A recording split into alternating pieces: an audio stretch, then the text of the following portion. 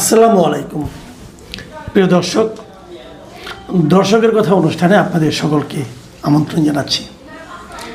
একটু লম্বা বিরতির পর এবারে দর্শকের কথা আমরা যে কন্টেন্টের উপর করছি সেটা হলো গত একদিন আগে আমি করেছিলাম জাতীয় সংসদের প্রথম অধিবেশনে শোক প্রস্তাব নিয়ে যে বিতর্ক হয়েছিল সেটা নিয়ে, এবং সেখানে আরও যে ঝামেলাগুলি ছিল, যে বিষয়গুলো আলোচনা হয়েছিল সেই আলোচনাটা নিয়ে যে সমস্ত কমেন্ট আমরা পেয়েছি সেই কমেন্টগুলোর উপর ভিত্তি করেই এবারে দর্শকের কথা।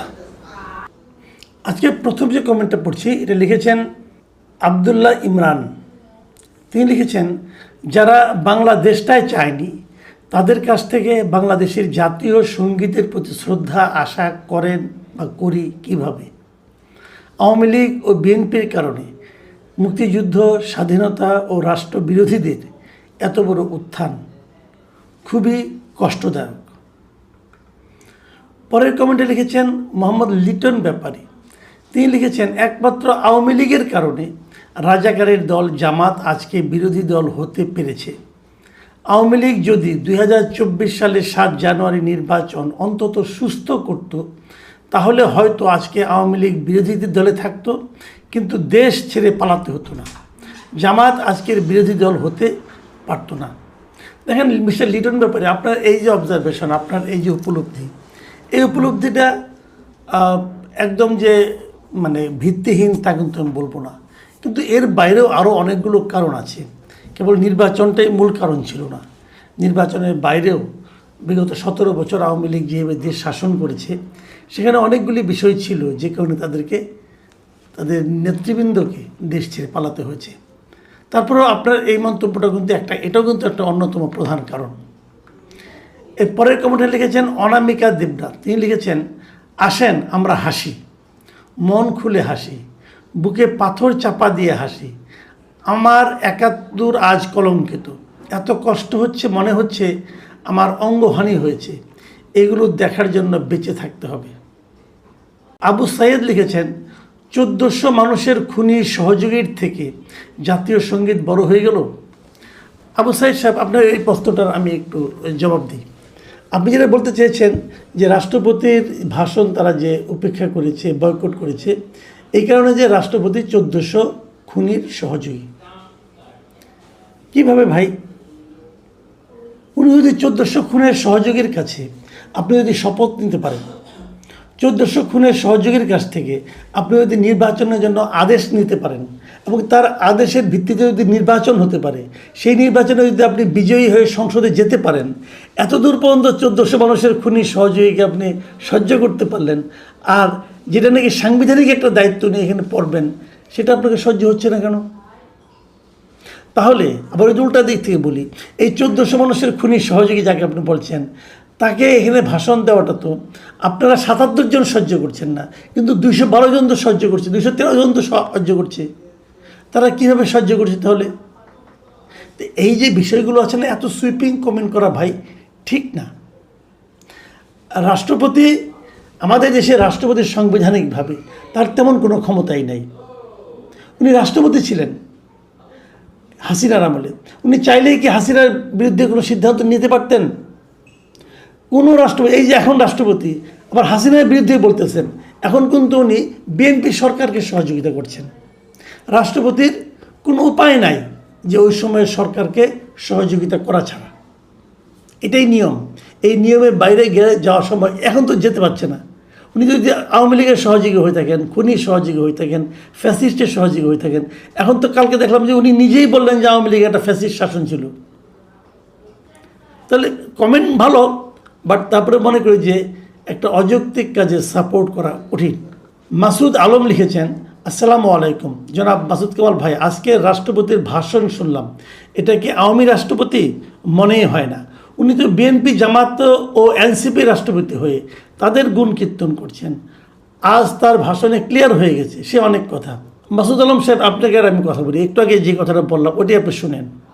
আসলে আগে রাষ্ট্রপতি যখন কেউ হয় তখন সে আর কোনো দলের থাকে না, তাকে নির্দলীয় হয়ে তারপরে রাষ্ট্রপতি হতে হয়, এটাই নিয়ম। সেই হিসেবে উনি তো আওয়ামী রাষ্ট্রপতি না, উনি বিএনপির রাষ্ট্রপতিও না। যারা বিএনপি যদি আগামীতে অন্য কোনো একজন রাষ্ট্রপতিকে বানায় আইন অনুযায়ী, নিয়ম অনুযায়ী, নীতি অনুযায়ী, নৈতিকতা অনুযায়ী, তিনি কিন্তু বিএনপির রাষ্ট্রপতি হবেন না। রাষ্ট্রপতি হবেন পুরো দেশের, এবং উনি হবেন নির্দলীয় ব্যক্তি।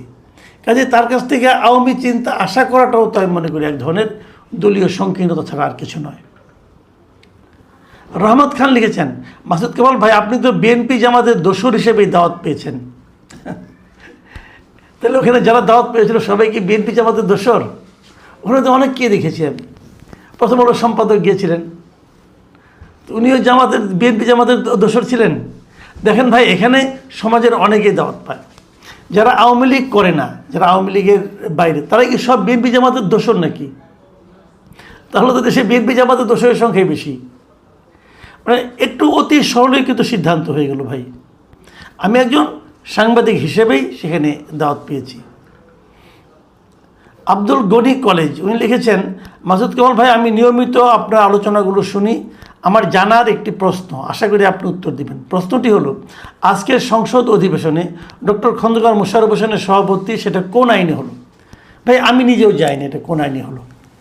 এটা কোনো আইনের মধ্যে পড়ে বলে আমার মনে হয় না।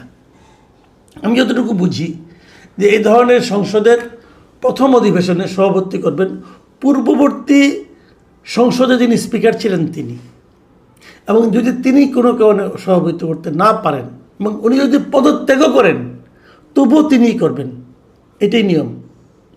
এবং উনি যদি কোনো কারণে না করতে পারেন, শারীরিক অসুস্থতা অথবা মৃত্যুজনিত কারণে, তাহলে ডেপুটি স্পিকার করবে। ডেপুটি স্পিকার বাংলাদেশে কে ছিলেন? শামসুল হক টুকু সাহেব। উনি কোথায়? উনি জেলে আছেন, কিন্তু উনি কনভিক্টেডও না, উনি কিন্তু অপরাধী সাব্যস্ত হন নাই। তাহলে ওনাকে এনে করা যেত, ওনাকে জামিনে এনে অথবা ওনাকে প্যারোলে এনে ওনাকে দিয়ে সভাপতিত্বের কাজটা করানো যেত, কিন্তু সেটা করা হয়নি। আমি মনে করি এটা একটা মন্দ দৃষ্টান্ত হিসাবে পরবর্তী সময়ে থেকে যাবে। মোহাম্মদ হোসেন লিখেছেন, জনাব মাসুদ কামাল শুভেচ্ছা। আপনার এবং মাহবুব কামালের কথোপকথনের কন্টেন্টে মন্তব্য করেছিলাম, বেগম খালেদা জিয়া এবং তারেক রহমান বঙ্গবন্ধুকে কখনো বঙ্গবন্ধু বলেন না। আজকে নিশ্চয়ই আপনি চাক্ষুষ হয়েছেন। পাকিস্তানের পার্লামেন্টে যুদ্ধ অপরাধীদের ফাঁসির পর শোক প্রস্তাব গ্রহণ করেছিল, আর আজকে বাংলাদেশের সংসদে শোক প্রস্তাব গ্রহণ করা হলো। এখন বুঝুন বিএনপি কেমন মুক্তিযোদ্ধাদের দল। জামাত কেন জাতীয় সঙ্গীত বাজানোর সময় শ্রদ্ধা জানাবে? তারা তো এই জাতির সঙ্গীতকে ধারণ করে না, তারা এই সঙ্গীত পরিবর্তন করতে চায়। এসএম ইমরান লিখেছেন, একজন বীর বিক্রমকে প্রতিনিয়ত মাননীয় বলতে হবে রাজাকারদের, কি অদ্ভুত এক ব্যবস্থা। ইমরান সাহেবের অবজারভেশন খুবই ভালো। ঘটনা কিন্তু আসলে তাই। সংসদ সদস্যরা যতবার কথা বলতে উঠবেন ততবার তাদেরকে মাননীয় স্পিকার কথাটা বলতে হয়, ওটা দিয়ে তারা শুরু করে। আসলে কথাগুলো তারা স্পিকারকে উদ্দেশ্য করেই বলে। এখন স্পিকার যিনি আমাদের হয়েছেন হাফিজউদ্দিন আহমেদ, উনি তো আসলেই বীর বিক্রম এবং খুব বড় একজন মুক্তিযোদ্ধা ছিলেন। তো আপনি যেটা বলেন সেটা আসলে একটা মানে সত্য ব্যাপার। কিন্তু মোহাম্মদ রুবেল লিখেছেন, জামাত তো ডেপুটি স্পিকারের পদ নেয় নাই। হ্যাঁ মিস্টার রুবেল সাহেব, আপনি ঠিকই, আমি বুঝতে পেরেছি আপনি আমাকেই বলেছেন কথাটা। এই কারণে যে আমি এর আগে যখন নাকি জামাতে ইসলামকে ডেপুটি স্পিকারের পদটাকে অফার করা হয়েছিল, জামাত বলেছিল তারা পুরো প্যাকেজ না হলে নেবে না, পুরো প্যাকেজে জুলাই সনদ থেকে না মানলে তারা এটা নেবে না। এবং তখন আমি বলেছিলাম জামাত আসলে নেবে। তো আমার যে বলাটা, আমার যে বিশ্লেষণটা, সেটা ভুল প্রমাণিত হয়েছে। আমি জানি আপনি এই জন্যই আমাকে এই কথাটা বললেন যে আমার ডেপুটি স্পিকারের পদ নেয় নাই। হ্যাঁ এটাই ঠিক, আমার সেই বিশ্লেষণ ভুল ছিল। আমার বিশ্লেষণ তো ভুল হয়, আমি তো জ্যোতিষ না, তাই না? এবং জ্যোতিষও সব সত্য কথা বলতে পারবে না। আমি জ্যোতিষী বিদ্যায় পারদর্শী নই এবং সেইভাবে বলিও নি। আমি আমার মতো করে বিশ্লেষণ করেছি এবং আমার কাছে মনে হয়েছিল জামাতের ডেপুটি স্পিকার পদটা নেওয়া উচিত। জামাত নেয়নি, জামাতের হিসাব। যেমন জামাত 91 সালে যখন তারা ক্ষমতায় আসে, জামাত তো ক্ষমতায় আসে নাই, তখন 91 সালে বিএনপি এসেছিল। বিএনপি কিন্তু তখন যদি জামাত চাইতো, জামাতের সাপোর্ট নিয়ে বিএনপি ক্ষমতায় এসেছিল, তখন জামাত চাইলে কিন্তু 2-1টা মন্ত্রী পেত। জামাত চায়নি, এবং এই না চাওয়া নিয়ে এখনও আমি অনেক জামাত নেতার মুখে শুনি যে তারা না চেয়ে ভুল করেছিল। জামাতও ভুল করে, আওয়ামী লীগও ভুল করেছে, বিএনপিও অনেক রাজনৈতিক ভুল সিদ্ধান্ত নিয়েছে। বিশ্লেষণ করতে যে আমিও অনেক ভুল করি, মানুষ তো ভাই একমাত্র ফেরেশতা না হয় ভুল হয় না, মানুষের তো ভুল হবেই। কিন্তু আমার বিশ্লেষণটা ভুল প্রমাণিত হয়েছে, কিন্তু ওনারা নেন নাই। কিন্তু আবার এদিকেও আরেকটা কথা, জামাত না নিয়ে কি ঠিক করেছে না ঠিক করেছে, এটাও হয়তো পরবর্তী সময়ে দেখা যাবে কি হয়। জসিমউদ্দিন লিখেছেন, আসলে বাস্তবতা বিএনপি জামাতের আদর্শ একই এবং অভিন্ন। এরা পরিকল্পিতভাবে মুক্তিযুদ্ধ স্বাধীনতাকে ছলে বলে কৌশলে অসম্মান করা, বাঙালির চেতনাকে মুছে ফেলা আর পাকিস্তান ভাবধারাকে প্রতিষ্ঠিত করা। বর্তমান সংসদ পুরোটাই বাঙালিবিহীন সংসদ। বাঙালিদের কলঙ্কিত করে ৭১-এর প্রতিশোধ নেওয়াই এদের মূল লক্ষ্য, আর বিএনপি হচ্ছে এসব কর্মকাণ্ডের সহযোগী। ওজা বিদেশ, এটার নামটা আমি বুঝতে পারলাম না কিছু, যাই হোক, উনি লিখেছেন, ফ্যাসিবাদ নাম একটা ব্যবসার নাম, এটা একটা রাজনীতির নাম, এটাই এখন বিরোধীদের রাজনৈতিক পুঁজি। তবে এগুলো আগেও হয়েছে, আর আমিও আওয়ামী লীগের রাজনীতির প্রতি দুর্বল, কিন্তু এবার আমি বিএনপিকে ভোট দিয়েছি। আমি এবার তাদের উদারতার দিক এবং সমঝোতা জামাতের সাথে এই দুটোর দিকে খুব নজর দিতে চাই। তবে দেশের স্বার্থে সঠিক রাজনীতি না করলে ভবিষ্যতে অনেক ভয়াবহ